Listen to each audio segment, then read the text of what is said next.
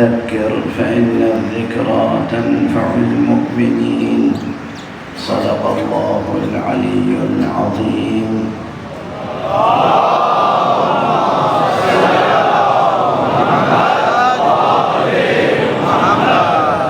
ایک اور بلندر صلوات پڑھو.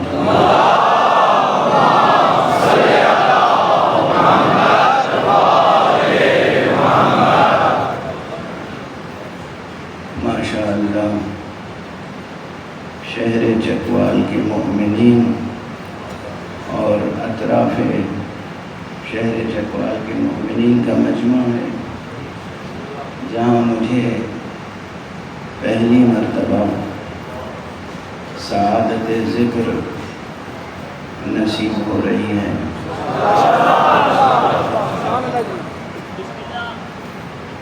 ممنون ہوں آپ حضرات کی محبتوں کا. کئی مرتبہ پہلے بھی یہاں سے دعوت نامے گئے، مومنین نے کوششیں کی، مگر یہ فقیر حاضر نہیں ہو سکا.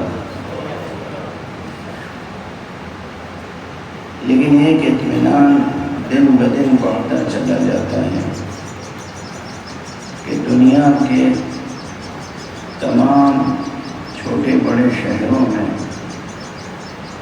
مشعل عزائے سید الشہداء روشن ہے، بلند ہے، اور اس کے نور میں ایک فروغ کا سلسلہ ہے جو جاری ہے.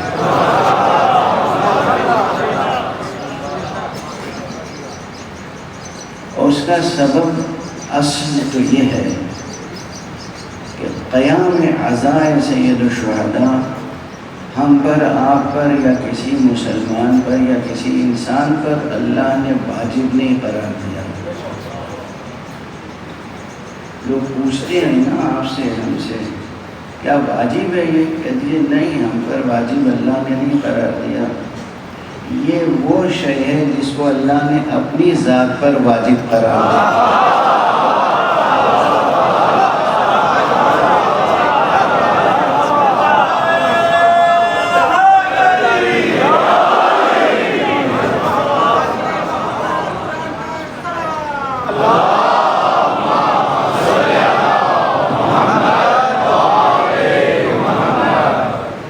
ہم پر اور آپ پر واجب قرار دے دیتا تو عزاداری بھی ویسی ہی ہوتی جیسے نمازیں ہوتی ہیں.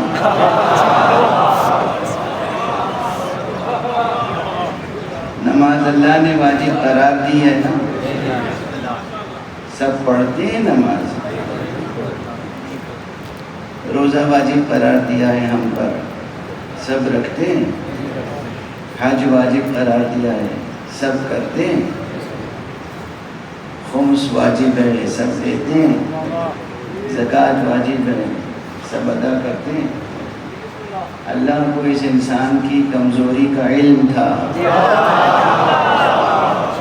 کہ جو چیزیں اس پر ہم واجب قرار دیں گے اس کو ادا کرنے میں یہ کوتاہی کرے گا. اس لیے قیام عزا کی ذمہ داری انسانوں پر نہیں، حق سبحانہ و تعالی نے اپنے اہتمام میں رکھا. یہ ہماری اور آپ کی سعادت مندی ہے کہ جو جتنا ممکن ہو اس میں شرکت کریں. جیسے عام زبان میں کہتے ہیں کہ جس سے جو ممکن ہو اپنا حصہ ڈال دیں، اپنا سہم ڈال دیں. ورنہ قیام عزا، میں اگر روایتیں پڑھوں تو ابھی طبیعتیں منقلب ہو جائیں گی، ابھی آپ گریہ کرنا شروع کر دیں گے. اگرچہ وہ روایتیں بھی آپ حضرات سنتے ہی رہتے ہیں. قیام عزائے سید الشہداء یعنی یاد سید الشہداء، احیاء امر سید الشہداء. یہ غم وہ ہے جو تمام انسان بھی اگر بھلا دیں تو اہتمام قدرت یہ ہے کہ یہ فطرت اسے بھلا نہیں سکتی. یہ فطرت اسے بھلا نہیں سکتی. کوئی حرج نہیں ہے اگر چند جملے شروع میں بھی میں روایت عرض کر دوں. آپ گریہ بھی کر لیں کوئی حرج نہیں ہے، پھر میں فضائل عرض کروں گا۔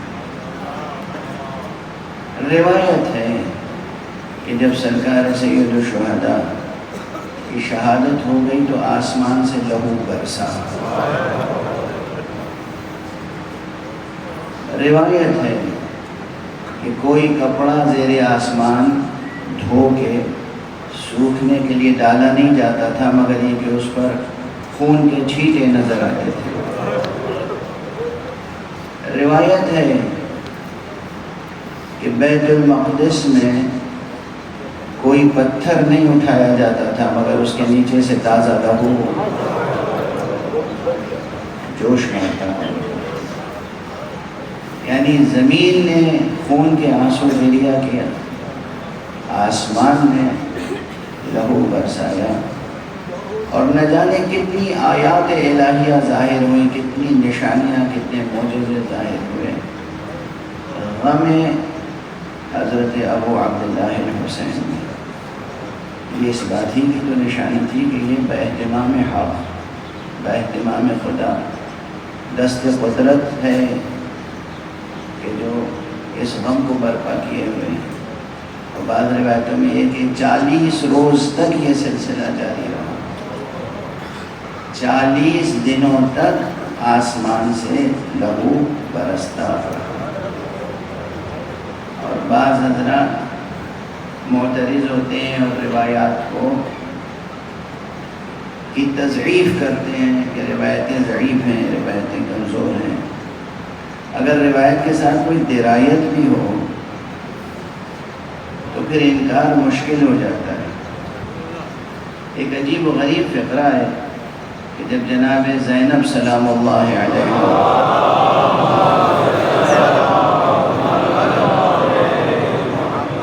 اسیر ہو کے کوفے میں لائی گئی ہیں اور آپ نے خطبہ ارشاد فرمایا ہے، تو اس خطبے میں ایک جملہ کہا ہے، کیا تمہیں تعجب ہوتا ہے اس بات پر کہ آسمان سے خون کیوں برس رہا ہے؟ یہ فقرہ، کیا تمہیں اس بات پر تعجب ہوتا ہے کہ آسمان سے خون کیوں برس رہا ہے؟ اس کے معنی یہ ہے کہ خون برس رہا تھا، سب دیکھ رہے تھے اور ایک حیرت میں مبتلا تھے، تعجب تھا کہ یہ کیا ہو رہا ہے۔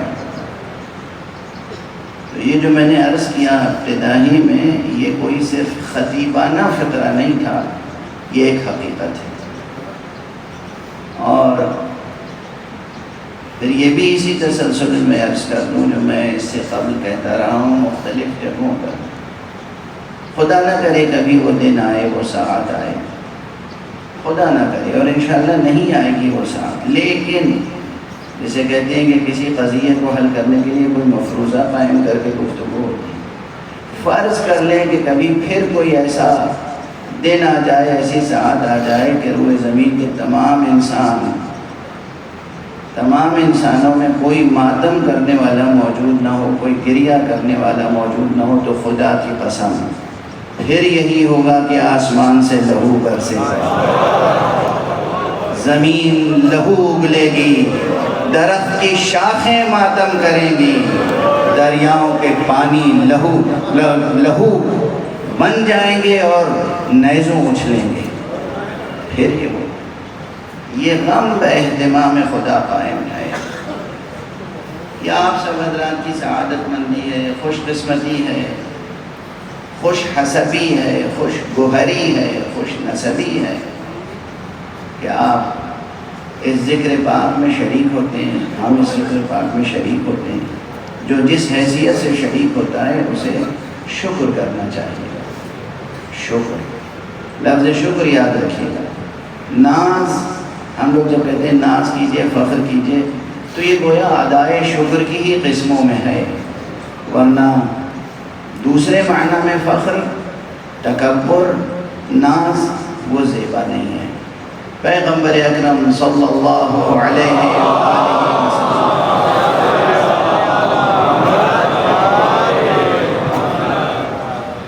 کی سیرت طیبہ، سیرت مبارکہ میں آپ کے اخلاقیات میں یہ ہے کہ آپ جب کوئی بات بیان کرتے تھے،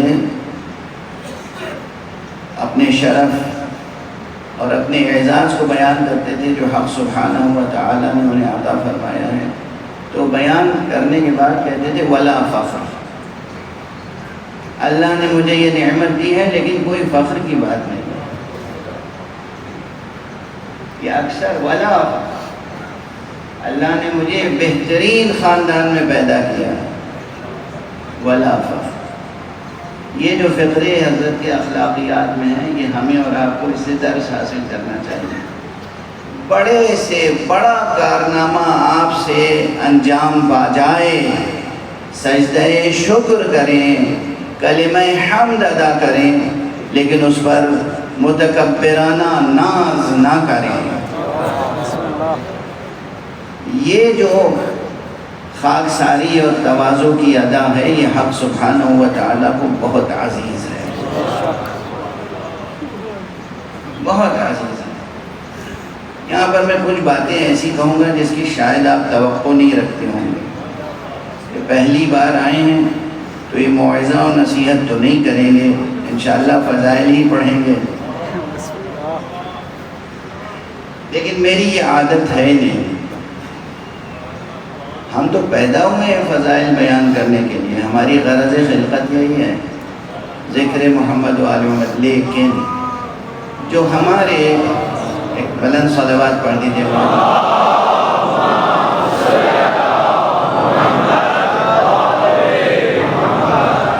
ہم ایک ایسی جگہ مجلس پڑھ رہے ہیں جہاں اطراف و جوانب میں بہت سے ذاکرین بھی ہیں جو ذاکر کے عنوان سے شہرت کرتے ہیں۔ یہ ذاکرین ذکر اہل بیت کرتے ہیں، ان ذاکرین کی نیت، ان کے اخلاص میں مجھے کوئی شبہ نہیں ہے۔ ذاکرین تو ذاکرین ہیں، میں تو کہتا ہوں کہ عزاداروں کے، عام عزاداروں کے قدموں کی خاک بھی سرمہ چشم ہے۔ یہ آپ کو خوش کرنے کے لیے نہیں عرض کر رہا ہوں، نہ جانے کتنے علماء، فقہاء، مراجع تقلید اور عرفاء کا یہ تجربہ ہے کہ عزاداران امام حسین یا زائرین امام حسین کے قدموں سے اڑنے والے غبار سے وہ شفا کا کام لیتے ہیں۔ اپنی قدر و قیمت جانیں، سمجھیں، اس میں کوئی مبالغہ نہیں ہے۔ عزاداران امام حسین کے قدموں کی خاک بھی سرمہ چشم بنانے کے لائق ہے، چل جائیں گے ذاکرین۔ لیکن ایک روش ہے جس سے مجھے اطلاع ملی، بعض ذاکرین جب ذکر کرتے ہیں تو بنیادی کتابوں کا مطالعہ نہیں کرتے، نہ فضائل کے باب میں نہ مصائب کے باب میں، اور ادبیات کا بھی مطالعہ نہیں کرتے۔ لیکن ہر زبان کی سطحیں ہوتی ہیں۔ ایک زبان ہے وہ جو گلی کوچوں میں بولی جاتی ہے نا، ایک زبان وہ ہے، ایک زبان وہ ہے جو مزدور طبقہ استعمال کرتا ہے، کسی کی تحقیر نہیں ہے۔ ایک زبان وہ ہے جو کاروباری طبقہ استعمال کرتا ہے، ایک زبان وہ ہے جو علمی طبقہ استعمال کرتا ہے۔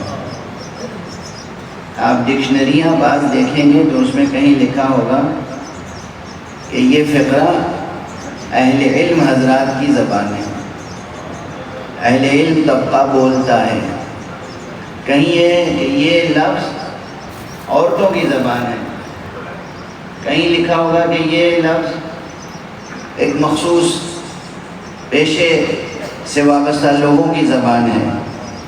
ڈکشنری کا مطالعہ کریں تو میں عرض کرتا ہوں کہ جب ذاکر، کوئی بھی ذاکر ذکر سرکار سید الشہداء یا ذکر حضرات محمد و آل محمد علیہ السلام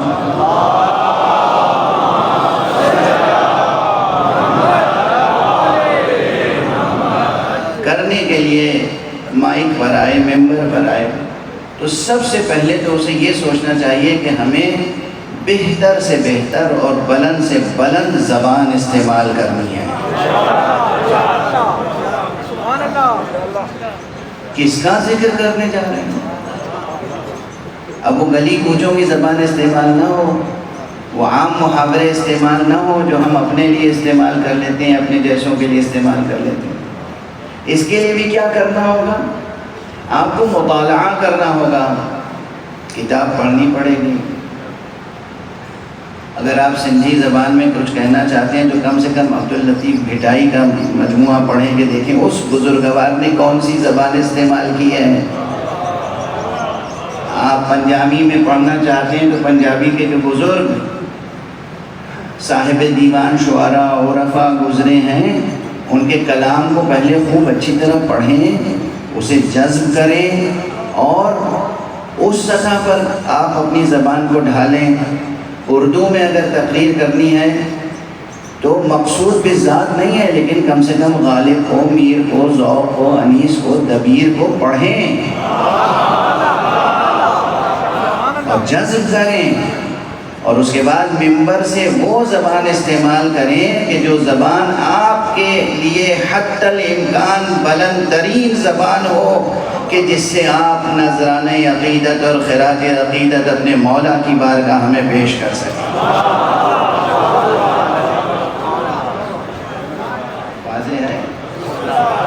یہ ریاض آپ کو کرنا پڑے گا، کوئی اور بزم نہیں ہے، یہ بزم سید الشہداء ہے، بزم اہل بیت ہے۔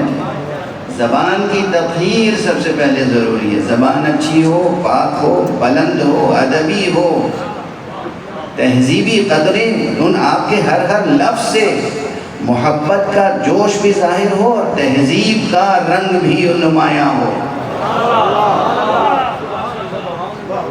تہذیب، ثقافت۔ یہ ممبر جو ہے، یہ ممبر لفظ کون سا لفظ ہے جانتے ہیں آپ؟ بہت سے لوگ میم میم بے رے لکھتے ہیں، ہے نا، میم میم بے رے، ممبر، یہ غلط ہے۔ یہ انگریزی کا ممبر ہے، MEMBER، یہ وہ والا ممبر ہے جیسے کسی اسمبلی کا member, member of national assembly, member of parliament, member of committee, کسی یہ جو ممبر ہے، یہ علماء تشریف فرمائے معممین یہ بتائیں گے کہ یہ اس کا روٹ ورڈ نون سے شروع ہوتا ہے، نابرا، نون بے رے، نون بے رے سے جو ہے اس میں آلہ بنا ممبر، ممبر مفعل۔ ممبر کے معنی ہے وہ آلہ، وہ وسیلہ جو کسی کو بلندی تک پہنچائے۔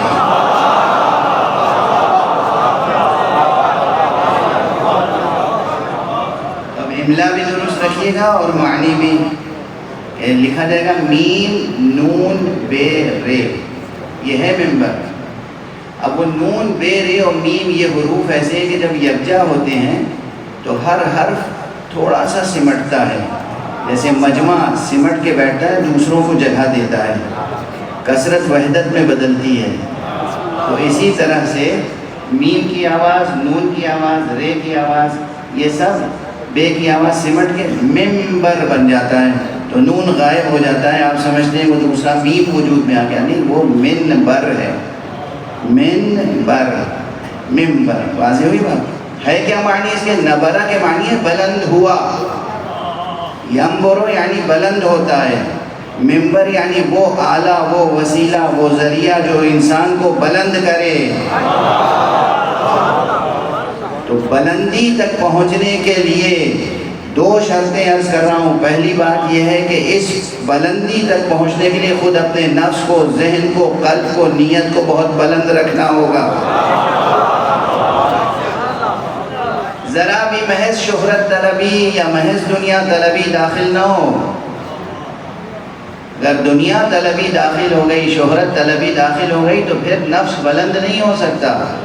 دنیا پست ہے، پست ہے، پست ہے۔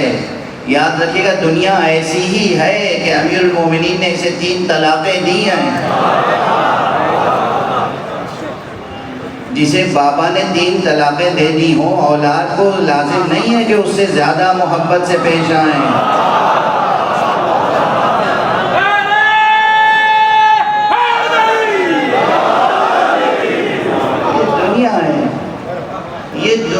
پیار روندنے کے لیے ہے زیر قدم، یہ محبت کرنے کے لیے نہیں ہے۔ رزق مقسوم ہے اور نیک نامی بھی مقسوم ہے۔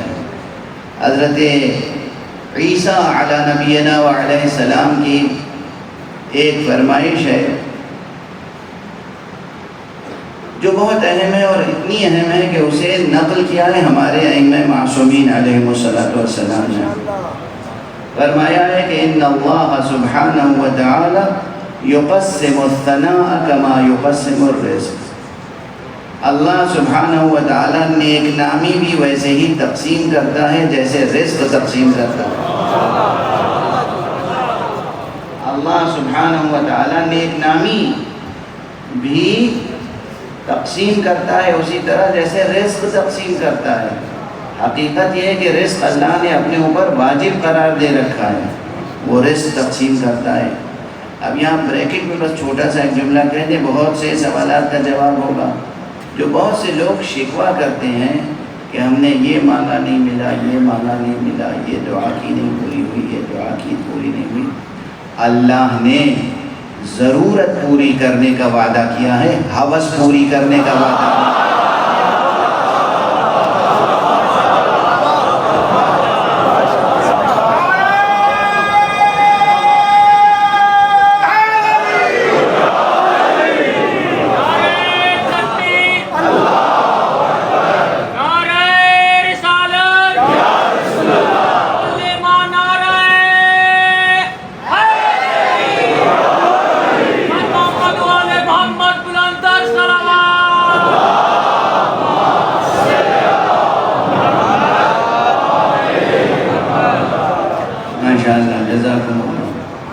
آپ ان مطالب کی بھی قدر شناسی کا ثبوت دے رہے ہیں۔ یہ مسائل ہیں، یہ شکوک شبہات نہ جانے کتنے ذہنوں میں ہیں۔ خواتین اکثر نشستوں میں سوال کرتی ہیں، مرد سوال کرتے ہیں، اکثر لوگ آتے ہیں رزق میں تنگی ہے۔ خدا کی قسم ہے اللہ نے اپنے ہاتھ میں رزق رکھا ہے، خدا کی قسم۔ ایک بات اور یاد رکھیے، اللہ سے محبت کرنا سیکھیے۔ جب اللہ کا کوئی مومن بندہ غیر خدا سے سوال کرتا ہے نا، تو خدا یہ گلہ کرتا ہے کہ تو مجھے، میں تیرا رب ہوں، تو مجھے غیر کے سامنے رسوا کرنا چاہتا ہے۔ یہ حدیث قدسی کا مضمون ہے۔ میری شکایت غیر سے کرنا، تو خدا نے یہ نہیں دیا۔ یہ حدیث قدسی کا مضمون ہے۔ وہی جو غالب نے کہا اسد شکوہ کفر و دعا نا سے پاسی، اسد شکوہ کفر و دعا نا سے پاسی، ہجوم تمنا سے ناچار ہیں ہم۔ شکوہ اللہ کا غیر سے کر رہے ہیں، یہ اللہ کو پسند نہیں۔ اللہ سے محبت کرنا سیکھیے۔ بنیاد دین محبت ہے۔ اگر محبت نہیں ہے تو اللہ کسی سے کوئی رشتہ قبول نہیں کرتا، کچھ نہیں قبول کرتا۔ بار بار یہ اپنی اس سلسلے مجالس میں یاد دہانی کرا رہا ہوں۔ قرآن مجید کی مشہور آیت ہے، آپ میں سے اکثر کو یاد ہوگی، اکثر خطبہ بیان کرتے ہیں، اس ضمن میں مجلسیں پڑھتے ہیں۔ قُلْ إِن كُنتُمْ تُحِبُّونَ اللَّهَ فَاتَّبِعُونِي، اے رسول کہہ دیجئے کہ اگر تم اللہ سے محبت کرتے ہو تو میری پیروی کرو۔ یعنی اگر اللہ سے محبت ہے تو رسول کی پیروی کرو، اگر اللہ ہی سے محبت نہیں ہے تو رسول سے کی پیروی کا کوئی ثمرہ حاصل ہونے والا نہیں ہے۔ شرط اساسی محبت ہے اللہ سے، اور پھر انعام بھی اطاعت اور عبادت کا کیا ہے؟ انعام بھی محبت ہے۔ قُلْ إِن كُنتُمْ تُحِبُّونَ اللَّهَ فَاتَّبِعُونِي يُحْبِبْكُمُ اللَّهُ، میری پیروی کرو، اللہ بھی تم سے محبت کرے گا۔ وَيَغْفِرْ لَكُمْ ذُنُوبَكُمْ، اور پھر تمہاری خطائیں بھی معاف فرمائے گا۔ واللہ واللہ غفور رحیم، اور اللہ تو بہت مغفرت کرنے والا، بہت رحمت کرنے والا ہے۔ ان مقامات کو آنکھوں سے پڑھنے کی ضرورت نہیں ہے، چشم قلب سے پڑھنے کی ضرورت ہے۔ قرآن مجید کی یہ آیتیں وہ ہیں، یہ مقامات ہیں جو چشم قلب سے پڑھنے کی کوشش کیجیے۔ اللہ محبت کا متقاضی ہے آپ سے، اور اس نے خود آپ سے کتنی محبت کی ہے اور کتنی محبت کرتا ہے، اس کا اندازہ کرنے کے لیے اپنے چاروں طرف نظر ڈال لیجیے۔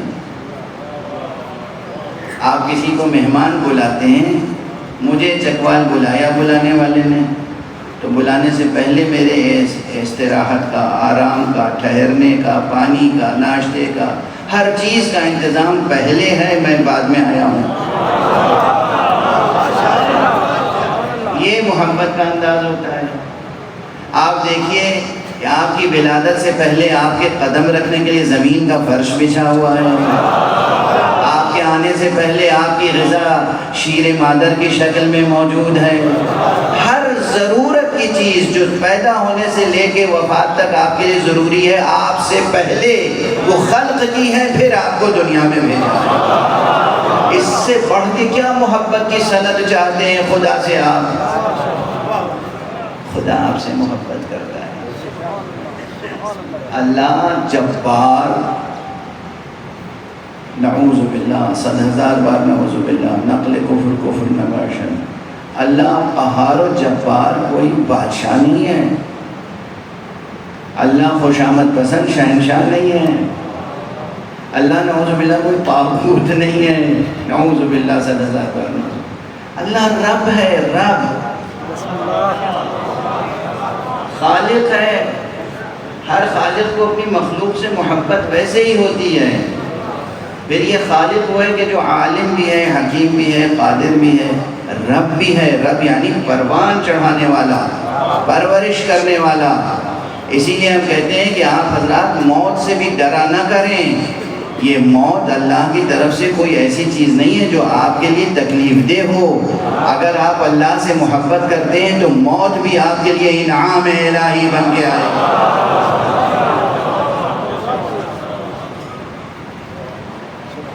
اللہ کی طرف سے جو شے بھی ہوگی وہ آپ کے لیے حسن و جمال و محبوبیت رکھتی ہوگی، آپ کے دل کے لیے سبب راحت ہوگی۔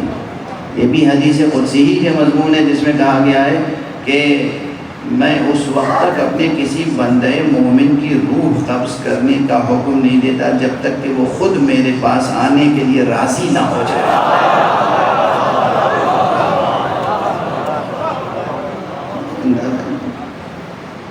اس لطف الہی کو، اس محبت الہیہ کو اپنی زندگی میں لمحہ بلمحہ لمس کیجیے۔ جو غفلت میں گزرتی ہے زندگی، وہاں وحشت ہوتی ہے۔ جب غفلتوں میں گزرتی ہے زندگی تو وحشتیں ہوتی ہیں، لیکن اگر بیدار ہو قلب معرفت کے ساتھ تو ہر گزرنے والے لمحے میں لطف الہی، محبت الہیہ، کرم ربوبی، اس کی پرورش کا لطف اور کرم اور اس کا احسان لمس کر سکتے ہیں۔ آپ لمس کر سکتے ہیں۔ میں یہ عرض کر رہا ہوں، لمس کریں، خدا سے محبت کریں، اور اس کے بعد پھر اللہ کی اطاعت و بندگی کریں، اپنے نفس کی قدر و قیمت پہچانیں۔ میں نے چند باتیں جو گزارش کی وہ اسی آیت کی روشنی میں جو سورہ مبارکہ ذاریات کی آیت میں نے پڑھی ہے آپ کے سامنے۔ غالباً سورہ مبارکہ ذاریات کی یہ 55ویں آیت ہے، مشہور آیتوں میں سے۔ ذکر فإن الذکریٰ تنفع المؤمنین، اے حبیب آپ یاد دہانی کراتے رہیے، یاد دہانی سے مومنین کو فائدہ پہنچتا ہے۔ اور اس کے فوراً بعد جو آیت ہے، متصل آیت، وہ وہی مشہور معروف وہ بھی آیت ہے کہ وَمَا خَلَقْتُ الْجِنَّ وَالْإِنسَ إِلَّا لِيَعْبُدُونَ ذَكِّرْ فَإِنَّ الذِّكْرَىٰ تَنفَعُ الْمُؤْمِنِينَ وَمَا خَلَقْتُ الْجِنَّ وَالْإِنسَ إِلَّا لِيَعْبُدُونَ۔ یاد دہانی کراتے رہیے، یاد دہانی سے مومنین کو فائدہ پہنچتا ہے۔ یاد دہانی کیا ہے؟ وَمَا خَلَقْتُ الْجِنَّ وَالْإِنسَ إِلَّا لِيَعْبُدُونَ، ہم نے تو جن اور انس کو پیدا ہی نہیں کیا مگر اس لیے کہ وہ میری عبادت کریں، غلامی نہیں۔ عبادت و غلامی میں زمین آسمان کا فرق ہے۔ غلامی مجبور انسان کرتا ہے، عبادت با اختیار انسان کرتا ہے۔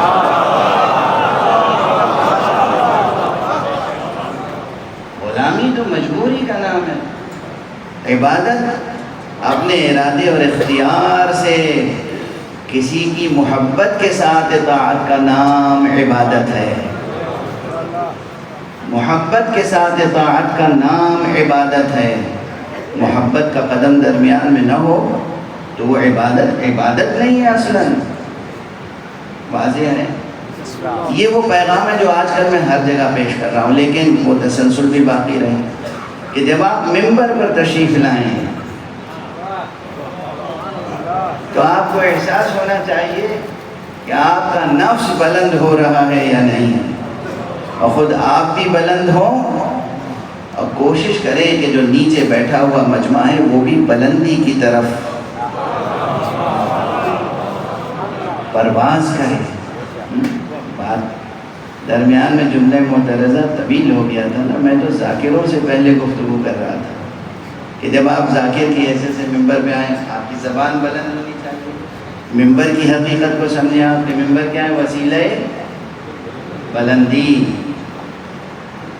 یہ انسان کے جسم ہی کو تھوڑی بلند کرتا ہے،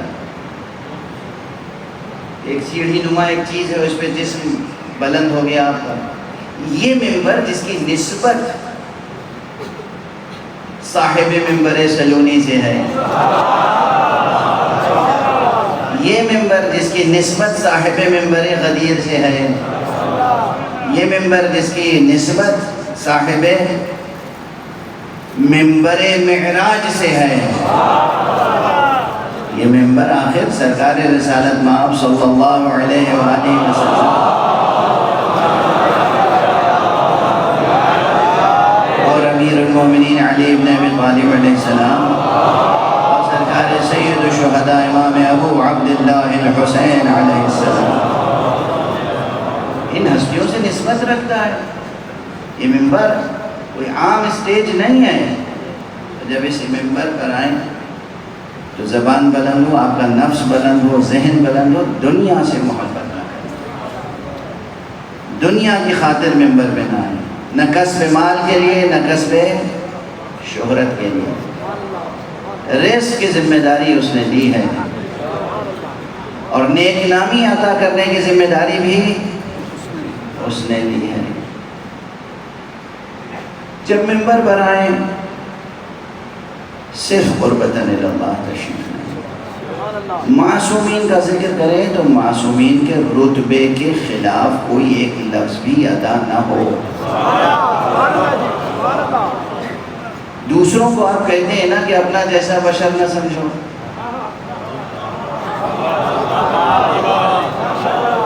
آپ بھی اپنا جیسا نہ سمجھیں، خود قیاس کر کے مکالمے، جیسے ذاکرین بہت سے مکالمے ترتیب دیتے ہیں، مولا نے یہ کہا اور فلاں نے یہ کہا اور فلاں نے یہ کہا، یہ ترتیب دیتے چلے جاتے ہیں۔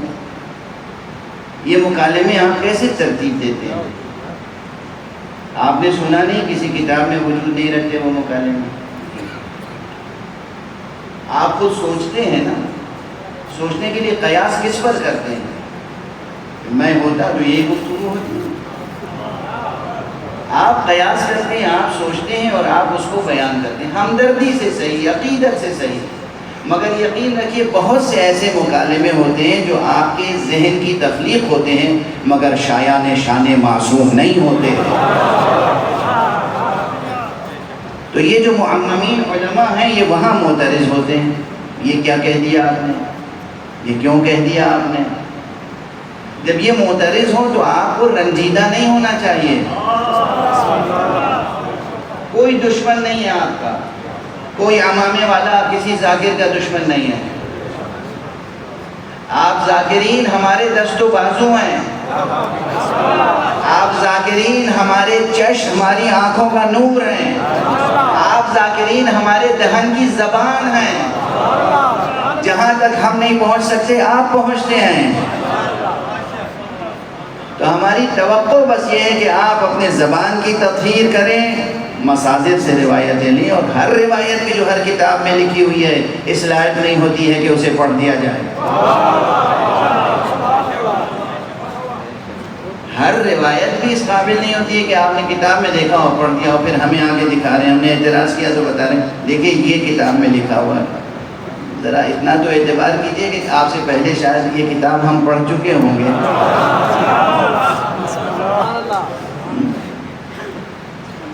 ذاکری کریں، فروغ عزائے اہل بیت میں جی جان سے کوشش کریں، مگر ذاکری احتیاط سے کریں۔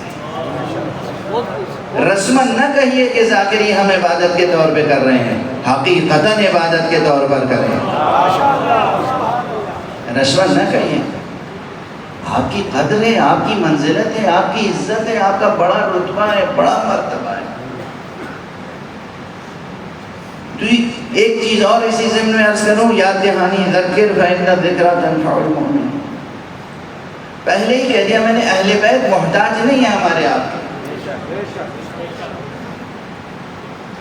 اہل بیت اطہار علیہم السلام ہمارے اور آپ کے بیانات سے، شعر سے، ذاکری سے، نثر سے، خطابت، کتابت، ہر چیز سے بالکل بے نیاز ہیں۔ کوئی ایک ذرا سا یہ نہ سوچے کہ ہم خطابت کر کے کسی پہ احسان کریں، ہم شاعری کر کے کسی پہ احسان کریں۔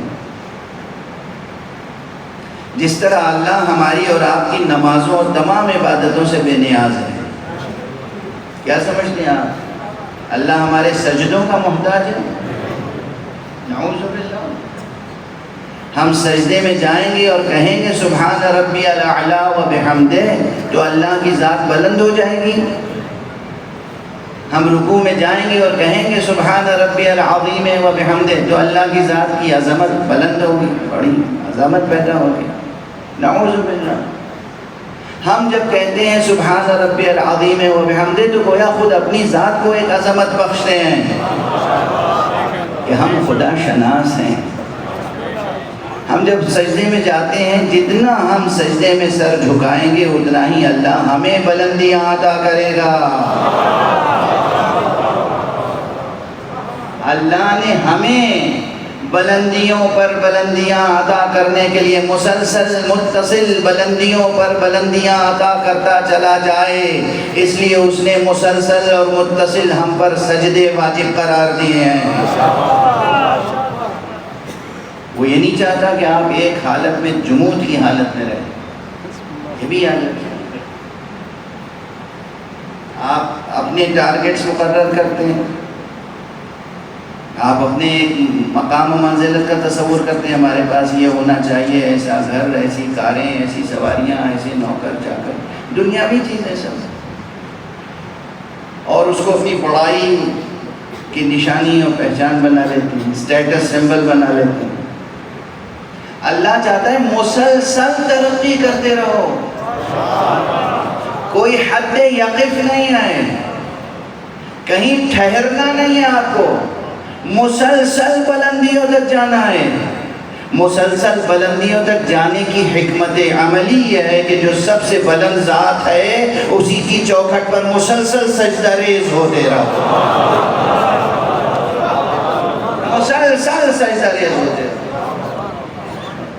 اللہ بلندیاں عطا فرمائے گا۔ بہت سے روشن فکر مذاق اڑاتے ہیں نماز کا،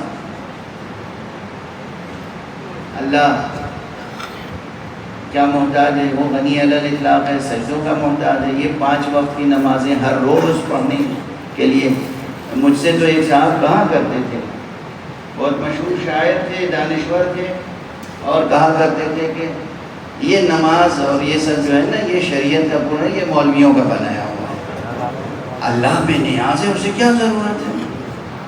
وہ بہت مشہور شاعر تھے، اب میں اس وقت نام نہیں لینا چاہتا، پوری اردو دنیا میں بڑی شہرت ہے ان کی، لوگ انہیں مفکر شاعر کہتے ہیں، میں انہیں متفکر شاعر کہتا ہوں۔ اور مثلاً ان کا یہ عجیب و غریب مصرع ہے کہ بدنام نہ کیوں ہو خم گردن یہ خودی کا. ذرا دیکھیے گا، واہ واہ کرنے سے پہلے سوچ لیجیے گا. فرماتے ہیں بدنام نہ کیوں ہو خم گردن یہ خودی کا، مارا ہے ازل سے تیری سجدہ طلبی کا. یعنی اللہ کی طرف سے جو سجدے کی طلب ہے وہ اتنی گراں ہے کہ ان کی خودی جو ہے وہ گویا مزمحل ہوئی جا رہی ہے. بدنام نہ کیوں ہو خم گردن، یہ جھکنا رکوع میں سجدے میں، بدنام نہ کیوں ہو خم گردن یہ خودی کا، مارا ہے ازل سے تیری سجدہ طلبی کا. اور پھر وہ فرماتے ہیں کہ جھکنا بھی برا اور جھکانا بھی برا ہے، چوکھٹ سے مٹا داغ میری خیرہ سری کا. آگے بڑھ کے انہوں نے فلسفہ دعا پہ بھی حملہ کر دیا. فرمایا کہ کچھ بھی نہ ملا ہاتھ کو کشکول بنا کے، یہ دست دعا کاسے خالی ہے خودی کا. اتفاق سے ان بزرگ شاعر کی خدمت میں میری حاضری بھی ہوا کرتی تھی، تو میں نے ان کے ان اشعار کی زمین میں خود اشعار کہہ کے انہی کی خدمت میں پیش کر دیے. اور گزارش یہ کی تھی کہ اللہ رے اعجاز یہ سجدہ طلبی کا، اللہ رے اعجاز یہ سجدہ طلبی کا، احساس تو بیدار ہے بندے میں خودی کا.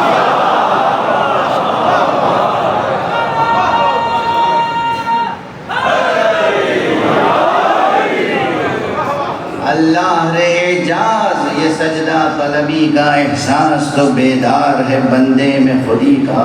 ہوتا نہ تقاضا تو یہ توہین بڑی تھی،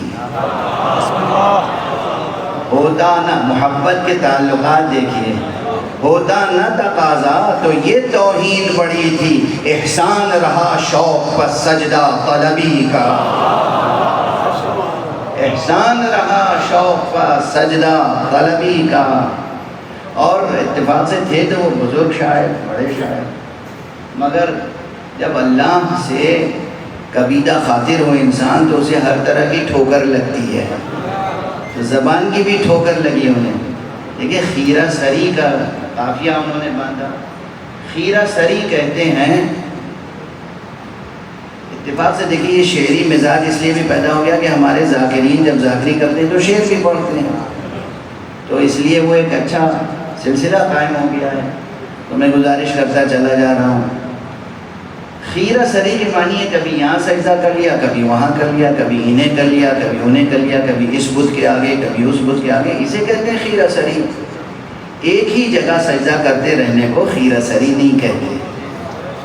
تو انہوں نے جو فرمایا تھا کہ جھکنا بھی برا اور جھکانا بھی برا ہے، چوکھٹ سے مٹا داغ میری خیرہ سری کا، اس کے جواب میں اس فقیر نے کہا تھا کہ آنکھوں کو کھٹکتا ہے نشان جب سے تیری چوکھٹ پر جھکا ہے سر تسلیم، جب سے تیری چوکھٹ پر جھکا ہے سر تسلیم، آنکھوں میں کھٹکتا ہے نشان خیرہ سری کا. اور کیا کچھ نہ ملا، کیا کچھ نہ ملا، دست دعا گرچہ تھا کوتاہ، تاثیر سے لبریز ہے پیمانہ خودی کا. اللہ سبحانہ و تعالیٰ سے اگر آپ محبت کریں، محبت، تو اندازہ ہوگا کہ یہ سجدہ کتنی بڑی نعمت الہیہ ہے. ایک صلوات پڑھ دیجئے محمد.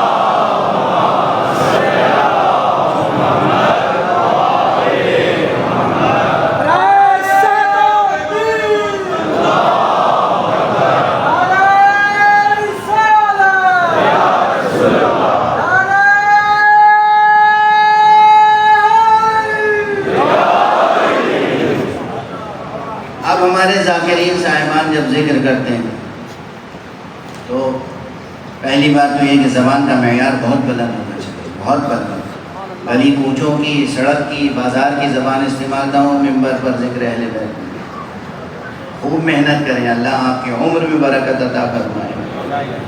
اللہ آپ کے جذبے کو مضبوط سے مضبوط تر، مستحکم سے مستحکم تر مطالعہ کریں، مطالعہ کتابیں کھول کے پڑھیں، اور یہ بھی یاد رکھیں کہ کتابیں کبھی کافی نہیں ہوتی، کسی کے لیے نہیں ہوئی تو آپ کے لیے کیا ہوگا؟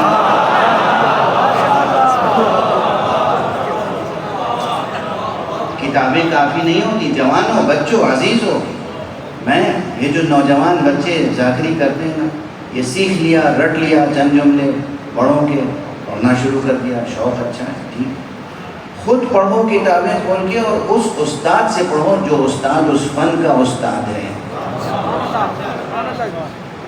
یہ نہیں کہ فزکس کی کتاب لے کے چلے گئے کسی شاعر کے ہاں اور غالب کا دیوان لے کے چلے گئے فزکس کے پروفیسر کے پاس، تو تعلیم نہیں ہوگی. جس فن کا جو استاد ہو اس سے وہ فن حاصل کریں، زانو ادب طے کرنے کی مشق کریں. یہ جو نئی نسل ہے، گلوبل جو ایک کلچرل ڈکے ہے، جو ایک عالمی تہذیبی زوال ہے، اس میں یہ ہے کہ ہم کسی کو استاد نہیں مانتے. ہم شعر کسی کو کیوں دکھائیں؟ ہم نے کہہ دیا. زبان کی اساس سمعیات پر ہے. زبان عقلیات میں سے نہیں کہ دو اور دو چار آپ پر بیٹھ کے اپنے گھر کر دیں. زبان کی اساس یہ ہے کہ بزرگوں کی زبان سے سنو گے تب سیکھو گے. کاغذ پہ لکھا ہوا ہے کوئی کلمہ، کوئی لفظ، کیسے معلوم ہوا کہ زیر کے ساتھ پڑھیں یا زبر کے ساتھ؟ جب تک سنیں گے نہیں ہم کسی سے. انگریزی زبان آپ سیکھتے ہیں تو خوب کوشش کرتے ہیں کہ برٹش ایکسنٹ کیا ہے ویسے ادا کریں، امریکن ایکسنٹ کیا ہے ویسے ادا کریں. اپنی زبان پہ محنت کیوں نہیں کرتے؟ اردو پہ بھی محنت کریں، اور پھر عربی زبان، قرآن مجید کی زبان، اس پر بھی محنت ضرور کریں. جتنے ذاکرین ہیں وہ کم سے کم اتنی ریاضت کریں، اتنی محنت کریں کہ 2 رکعت نماز جو پڑھتے ہیں اس کا زیر زبر اور تلفظ بالکل درست ہو. عربی ہی میں نماز پڑھنا واجب ہے، پنجابی میں نہیں. نہ پنجابی میں، نہ سندھی میں، نہ جناب والا وہ اردو میں، نہ ہندی میں، کسی لوکل، نہ گجراتی میں، کسی لوکل زبان میں. عربی میں نماز پڑھنی ہے تو عربی کا تلفظ درست ہو. اسی طرح کچھ کہتے رہوں، برداشت کر رہے ہیں نا؟ ایک بلند صلوات پڑھیں.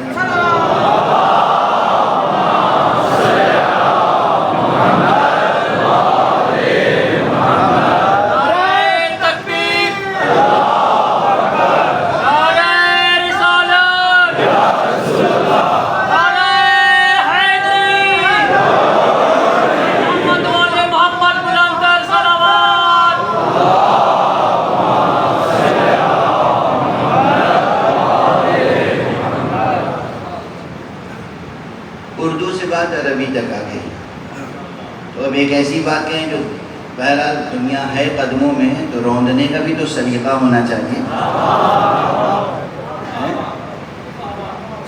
روندو بھی تو سلیقے سے نا. تو دنیا کے لیے بھی ایک بات کہہ دیں اور دین کے لیے بھی. 10 عزت جوڑ کے عرض کر رہا ہوں، کاش یہ بات دلوں میں اتر جائے. اور یہ بات بھی ہم لوگ 30-35 سال سے ہندوستان میں بھی کہہ رہے ہیں، اور بہت سے مسلم مینجمنٹ میں چلنے والے کالجز اور اسکولوں میں جا جا کے سمجھانا پڑا ہے کہ بھائی آپ ایک بہترین کالج چلا رہے ہیں، بہترین اسکول چلا رہے ہیں، اور جو نیشنل لینگویج ہے وہ پڑھا رہے ہیں. اس کے بعد آپ بچوں کی بہتری کے لیے کہ ان کے لیے جاب کے دروازے کھلیں، ملازمت کے دروازے کھلیں، رزق روزی کے دروازے کھلیں. سارے اب آج کل تو جتنے سلیبس ہیں نا، جتنے کورسز ہیں، سب اسی طرح ڈیزائن ہوتے ہیں نا، اسی طرح بنائے جاتے ہیں کہ جاب اورینٹڈ ہوں، رزق روزی کے دروازے کھلیں، دنیا کے دروازے کھلیں، آسمان کے دروازے کھلیں. یہ تو فکر ہی نہیں ہوتی ہے. لیکن ہم ایک ایسی بات کہہ رہے ہیں کہ زمین کے بھی دروازے کھلیں، آسمان کے بھی دروازے کھلیں. کیونکہ ہم تو اس مولا کے ماننے والے ہیں جس نے کہا ہے نا کہ پوچھو مجھ سے، پوچھو جو چاہے پوچھو، میں آسمانوں کے راستے تمہاری زمینوں کے راستوں سے زیادہ جانتا ہوں۔ تو اس منبر سے ہم وہ بات کہہ رہے ہیں کہ زمین کے راستے بھی کھلیں، آسمانوں کے بھی راستے کھلیں۔ جوان متنبع ہیں؟ بالکل۔ ایک سینکڑوں فارمولوں کا ایک فارمولہ یہ ہے، عربی زبان سیکھیں، عربک لینگویج۔ اب اس میں بھی کتنے مغالطے ہیں معلوم ہے؟ یہ بوڑھے بزرگ جو بیٹھے ہیں یہ بہت فخر سے آ کے ہم سے کہتے ہیں آج میرے بچے نے عربی پڑھ لی۔ وہ کون سی عربی پڑھتے ہیں؟ 30واں پارہ یا قاعدہ جو ہے اس میں الف بے ملا کے الف بے زبر اب یہ پڑھنا آ گیا، معنی نہیں آئے، عربی بولنا نہیں آیا، عربی سمجھنا نہیں آیا، عربی لکھنا نہیں آیا، صرف آپ کو ناظرہ دیکھ کے قرآن پڑھنا بچے کو سکھا دیا، آپ کہتے ہیں عربی سکھا دی۔ بھائی کب تک یہ مذاق کریں گے آپ اپنی نسلوں کے ساتھ؟ یہ عربی سکھانا تو نہیں ہوا، عربی زبان ہے، زبان، عربی زبان بولنا، سمجھنا، لکھنا، پڑھنا سکھائیے اپنی نسلوں کو۔ اس سے کیا فائدہ ہوگا؟ پہلے دنیاوی بات بتا دیں، جو لوگ بہت اچھے اسٹینڈرڈ کے کالج چلاتے ہیں اور اسکول چلاتے ہیں اس میں فارن لینگویجز پڑھاتے ہیں، اور آپشنل جو لینگویجز ہوتی ہیں اس میں 1-2 لینگویجز، کوئی اسپینش سیکھتا ہے، کوئی فرینچ سیکھتا ہے، کوئی جرمن سیکھتا ہے۔ عربی کا دور دور تک نام ہی نہیں آتا مسلم اسکولوں اور کالجز میں۔ فرینچ دنیا کے کتنی کنٹریز میں بولی پڑھی لکھی جاتی ہے؟ ایک فرانس، اور اس کے علاوہ تھوڑے سے وہ حصے جو فرانس کے کی غلامی میں تھے، جیسے کینیڈا میں کیوبیک کا علاقہ جو مونٹریال وغیرہ کا علاقہ ہے، یا افریقہ کے کچھ کالونیز ہیں وہاں فرینچ پڑھائی جاتی تھی، اب وہاں سے بھی دھیرے دھیرے ختم ہو رہی ہے۔ لے دے کے ایک کنٹری جرمن کتنے ملکوں میں بولی سمجھی لکھی پڑھی جاتی ہے؟ ایک کنٹری۔ بڑی زبانیں ہیں لیکن محدودیت کیا؟ عربی زبان بڑی بھی ہے، اور معلوم ہے کتنی کنٹریز میں نیشنل لینگویج، آفیشل لینگویج اور نیٹو لینگویج ہے؟ 1-2 نہیں، آپ جا کے دیکھ لیجیے گا، کم سے کم 32 کنٹریز ہیں، 32 ملکوں میں عربی زبان قومی زبان ہے، حکومت کی زبان ہے اور نیشنل لینگویج ہے۔ اگر آپ اپنے بچوں کو عربی زبان پڑھاتے ہیں تو کیا فائدہ ہوگا اس سے؟ ایک ساتھ 32 ملکوں کے دروازے کھل جائیں گے آپ کے لیے، گورنمنٹ سیکٹر میں بھی اور پرائیویٹ سیکٹر میں بھی۔ جب آپ جائیں گے وہاں آپ کی روزی روٹی میں بہتری ہے۔ خود آپ کے ملک، ہر ملک میں ایک فارن منسٹری ہوتی ہے، اور فارن منسٹری کو کیا کرنا ہوتا ہے؟ دنیا کے دوسرے ملکوں سے رابطے قائم کرنے ہوتے ہیں۔ یہ رابطے اور یہ ڈپلومیٹک پروسیس میں ایسے لوگ چاہیے ہوتے ہیں جو اس ملک کی زبان جانتے ہوں۔ تو آپ کی فارن منسٹری کو آپ کی ضرورت ہوگی کہ 32 ملکوں میں سفیر بھیجنے ہیں، فرسٹ سیکریٹری بھیجنا ہے، منسٹرز بھیجنے ہیں، کلچرل اٹیچی بھیجنے ہیں، وہ پورا اسٹاف بھیجنا ہوتا ہے۔ اگر وہ عربی بھی جانتا ہوگا تو ظاہر ہے کہ اس کو ترجیح حاصل ہوگی یا نہیں ہوگی؟ سن رہے ہیں جوانان عزیز؟ تو آپ کے اسکولوں میں، آپ کے کالجز میں، آپ کے مدرسوں میں عربی زبان کی ایسی تدریس ہونی چاہیے کہ زبان لکھیں، پڑھیں، بولیں، سمجھیں۔ اور اس کے بعد ایک سب سے بڑا فائدہ کیا ہوگا کہ عربی زبان جب آپ کو آئے گی تو قرآن کی آیت جب پڑھیں گے سمجھ میں آئے گی، جب دعا پڑھیں گے سمجھ میں آئے گی، نماز پڑھیں گے سمجھ میں آئے گی، اور کوئی فتنہ پرداز مولوی غلط ترجمہ کر کے گمراہ نہیں کر پائے گا۔ صلوات پڑھ دیجئے محمد و علیہ۔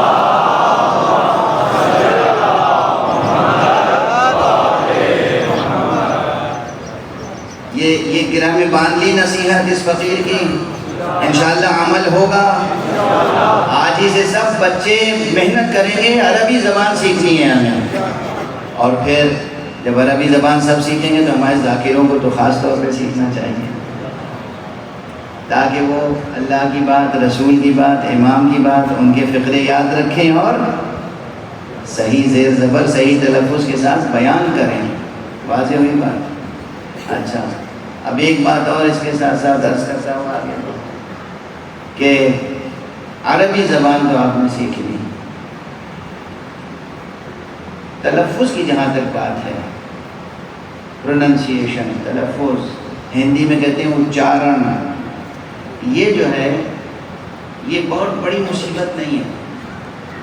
یہ خاص طور سے جو بر صغیر کے لوگ ہیں، آپ حضرات مجھے معلوم ہے کہ توقع نہیں رکھتے ہوں گے کہ آج یہ سب میں پڑھوں گا، لیکن بہرحال قوم کی ضرورت ہے تو میں تو گزارش کروں گا کہ یہ جو بر صغیر ہے، اس بر صغیر کے لوگوں کی اللہ نے اپنے لطف و کرم سے ایسی تخلیق کی ہے کہ یہ جو حصہ ہے آپ کا، یہ مخارج حروف، یا آپ کا جبڑا، آپ کی زبان، آپ کا حلق، یہ ایسا ہے کہ دنیا کی کوئی بھی زبان آپ بول سکتے ہیں۔ شکر کیجئے، شکر ادا کیجئے، شکر ادا کیجئے۔ دوسرے لوگوں کو ہم نے دیکھا ہے وہ آپ کی زبانیں نہیں بول سکتے، کسی عرب سے کہیے ٹے اور ڈال بول کے دکھا دیں، بہت مشکل ہو گیا۔ ایرانی برادران سے کہیے ٹے اور ڈال بڑے نہیں بول سکتے، مغربی لوگوں سے کہیے کہ آپ کی زبانیں بول کے دکھائیں، نہیں بول سکتے۔ مگر آپ جانتے ہیں، آپ میں سے کتنے یہاں لوگ ہیں جو یورپ میں رہتے ہیں، امریکہ میں رہتے ہیں اور وہاں کی ان کی زبانیں بولتے ہیں انہی کی طرح۔ تو آپ اس قدرت کے عطیے کی قدر شناسی کریں، قدر دانی کریں کہ آپ کو جو اللہ نے خلقی طور پر عطا کیا ہے، یہ ایسا ساؤنڈ باکس اور ایسا آپ کو حلق اور ایسا دہن عطا کیا ہے کہ ہر حرف، ہر آواز آپ ادا کر سکتے ہیں۔ ٹھیک ہے، توجہ شرط ہے، توجہ۔ تو اگر توجہ ہو جائے تو آپ دنیا کی بڑی سے بڑی زبان سیکھ لیتے ہیں۔ یہ جو 2 رکعت نماز یا 4 رکعت نماز بھی پڑھتے ہیں آپ، اس میں کل کتنے سینٹنسز ہیں معلوم ہے؟ اتنا آسان کر کے کوئی مولوی بتائے گا نہیں آپ۔ مولویوں کی میں توہین نہیں کر رہا ہوں، میں آپ کی توجہ حاصل کرنے کے لیے یہ جملہ کہہ رہا ہوں، اتنا آسان کر کے کوئی نہیں بتائے۔ یہ جو 2 رکعت نماز صبح کی پڑھتے ہیں، 4 رکعت ظہر کی، 4 رکعت عصر کی، 3 رکعت مغرب کی، 4 رکعت عشاء کی، ان سب میں چیزیں تو مشترک ہیں، ایک ہی ہیں۔ یقین کیجئے کل 20 سینٹنسز ہیں، 20 جملے، اس سے زیادہ نہیں۔ کیا اتنے گئے گزرے ہیں کہ 20 چھوٹے چھوٹے جملے صحیح یاد نہیں کر سکتے؟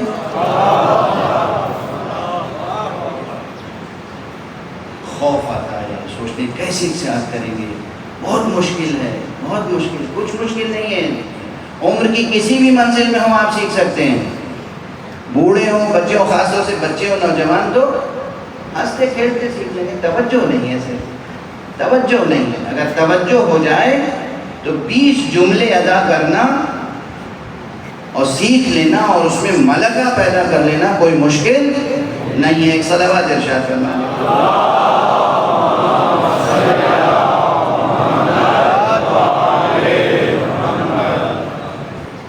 میں اسی طرح مکتبی انداز میں تھوڑی سی بات اور سمجھاؤں گا تاکہ سبق پورا ہو جائے۔ اب میں گنا بھی دوں نا آپ کو 20 جملے، 18 ہے ابھی۔ ہر نماز شروع ہوتی ہے کس چیز سے؟ واجب سنا رہا ہوں ابھی، ظاہر مستحبات کی بات تو یہ ہے کہ 2 رکعت نماز واجب ادا ہو تو 2 منٹ میں ہو جائے گی، اور مستحبات کے ساتھ ہو تو ممکن ہے کہ 2 رکعت نماز 2 گھنٹے